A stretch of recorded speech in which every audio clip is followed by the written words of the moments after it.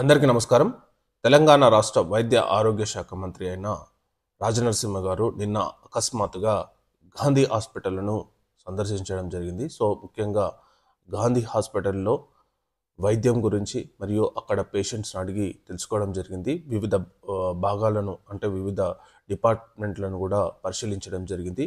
ముఖ్యంగా గాంధీ పేషెంట్ల కోసం వచ్చే సహాయకుల కోసం సిఎస్ఆర్ నిధులతో దాదాపు 5 కోట్లతో 5 అంతస్తుల బిల్డింగ్ను కట్టివ్వడం జరుగుతుందని చెప్పి తెలపడం జరిగింది. మరియు గాంధీ సూపరింటెండెంట్తో మరియు ప్రిన్సిపల్స్తో పూర్తిగా అంటే గాంధీ హాస్పిటల్లో ఎటువంటి వివాదం లేకుండా ప్రజలకు వైద్య సహాయం అందే విధంగా చర్యలు తీసుకోవాలని చెప్పి వాళ్లకు ఆదేశించడం జరిగింది. మరియు పేషెంట్స్ అంటే వైద్యం కోసం ఎవరైనా సరే వచ్చేవారిని ఆదరించాలని చెప్పి వాళ్ళకు సరిగ్గా వైద్యం ఇవ్వాలని చెప్పి వాళ్ళకు అధికారులకు ఆదేశించడం జరిగింది. ఇంకో ముఖ్యమైన విషయం ఏంటంటే గాంధీ హాస్పిటల్ పర్యవేక్షణ కోసం మరియు అభివృద్ధి కోసం ఒక ప్రత్యేక అధికారిని కూడా నియమిస్తామని చెప్పి గవర్నమెంట్ తరపున మంత్రి గారు చెప్పడం జరిగిందనమాట.